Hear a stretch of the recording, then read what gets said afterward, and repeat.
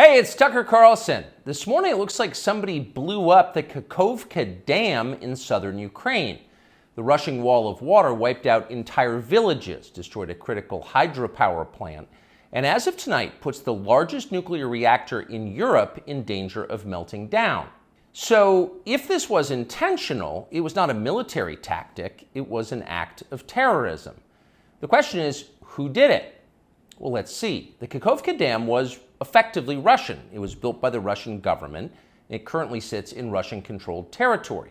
The dam's reservoir supplies water to Crimea, which has been, for the last 240 years, home of the Russian Black Sea Fleet. Blowing up the dam may be bad for Ukraine, but it hurts Russia more. And for precisely that reason, the Ukrainian government has considered destroying it. In December, the Washington Post quoted a Ukrainian general saying his men had fired American-made rockets at the dam's floodgate as a test strike. So really, once the facts start coming in, it becomes much less of a mystery what might have happened to the dam. Any fair person would conclude that the Ukrainians probably blew it up, just as you would assume they blew up Nord Stream, the Russian natural gas pipeline, last fall. And in fact, the Ukrainians did do that, as we now know. It's not like Vladimir Putin is anxious to wage war on himself. Oh, but that's where you're wrong, Mr. and Mrs. Cable News consumer. Vladimir Putin is exactly that sort of man, the sort of man who'd shoot himself to death in order to annoy you.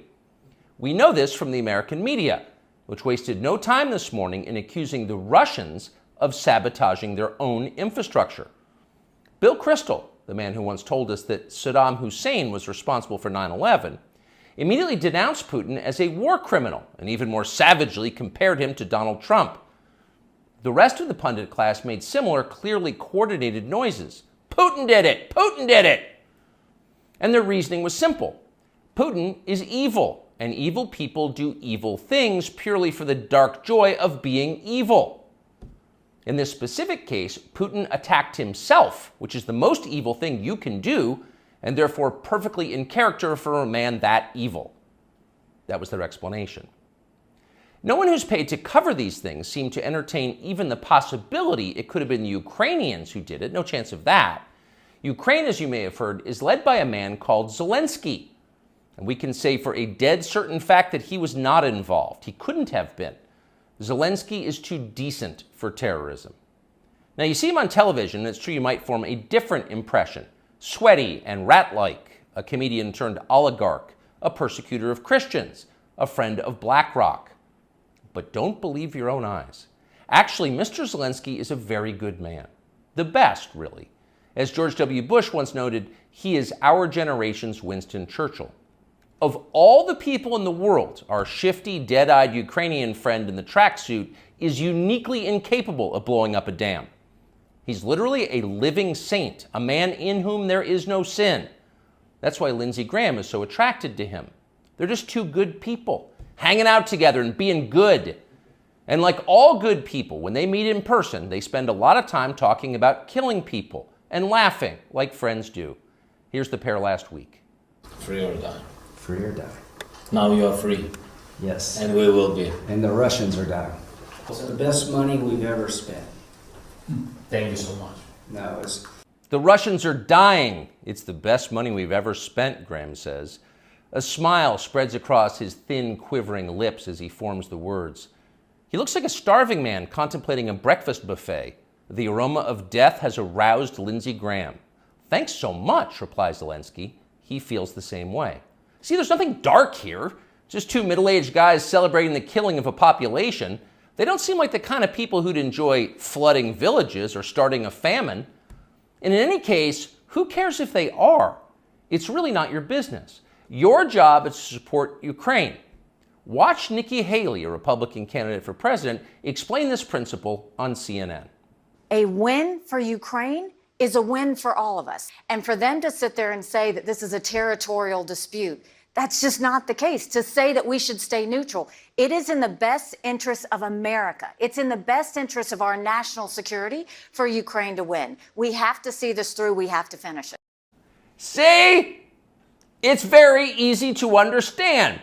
It is vitally important for you to support Ukraine because it's necessary for Ukraine to be supported by you. Your support is mandatory until it's finished, whatever it is, and whatever that means. So shut up and support Ukraine, or else you're in trouble. Back when they still taught logic, statements like this were known as tautologies. Something is true because it is. The more you repeat it, the truer it becomes. It's a self-reinforcing reality. There was a time when tautologies were considered illegitimate arguments, not to mention hilariously stupid. Only dumb people talk like that. Now everybody in power talks like that. Diversity is our strength. Trans women are women. Zelensky is Churchill. It's all self-evidently true. Doesn't need an explanation, and don't ask questions. Sound familiar? Of course it does. That's the pap they're serving us day after day in steaming, lumpy portions. By this point, it's possible that American citizens are the least informed people in the world. Your average yak herder in Tajikistan knows who blew up the Nord Stream pipeline. It's obvious. Does he think some skinny dude in a dress is actually a girl? Come on. That idea would never occur to him. You've got to be lied to at full volume over a period of years in order to reach conclusions like that. And of course, we have been. The media lie. They do. But mostly they just ignore the stories that matter. What's happened to the hundreds of billions of US dollars we've sent to Ukraine? No clue. Who organized those BLM riots 3 years ago? No one's gotten to the bottom of that. What exactly happened on 9/11? Well, it's still classified. How did Jeffrey Epstein make all that money? How did he die? How about JFK? And so endlessly on. Not only are the media not interested in any of this, they are actively hostile to anybody who is. In journalism, curiosity is the gravest crime. Yesterday, for example, a former Air Force officer who worked for years in military intelligence came forward as a whistleblower to reveal that the U.S. government has physical evidence of crashed non-human-made aircraft, as well as the bodies of the pilots who flew those aircraft. The Pentagon has spent decades studying these otherworldly remains in order to build more technologically advanced weapons systems. Okay, that's what the former intel officer revealed, and it was clear he was telling the truth. In other words, UFOs are actually real, and apparently so is extraterrestrial life. Now we know. In a normal country, this news would qualify as a bombshell, the story of the millennium. But in our country, it doesn't. The whistleblower's account ran on a technology website called The Debrief, which you've probably never heard of. The Washington Post had that story, but decided not to run it. The New York Times, meanwhile, just pretended it never happened. On the front page of the New York Times website this morning, there were 5 stories about Ukraine, as well as 4 stories apiece about Donald Trump, trans people, and climate change, the usual lineup. There was nothing at all about how an alien species is flying hypersonic aircraft over our cities. Not one word.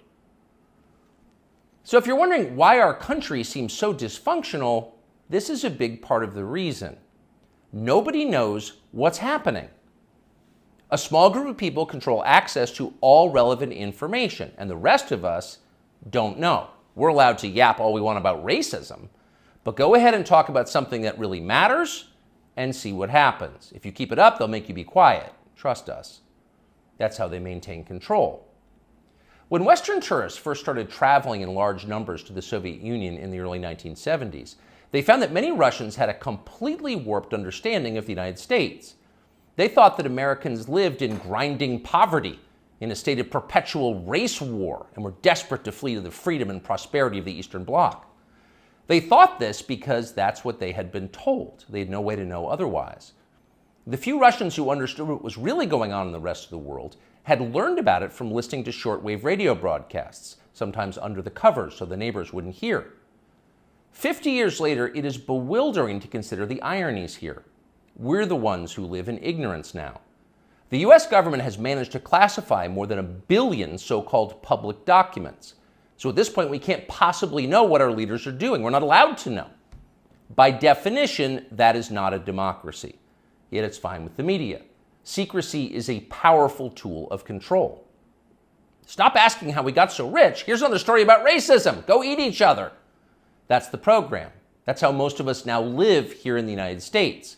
Manipulated by lies, silenced by taboos. It is unhealthy and it's dehumanizing, and we're tired of it. As of today, we've come to Twitter, which we hope will be the shortwave radio under the blankets. We're told there are no gatekeepers here. If that turns out to be false, we'll leave. But in the meantime, we are grateful to be here. We'll be back with much more very soon. Why do people say the news is full of lies?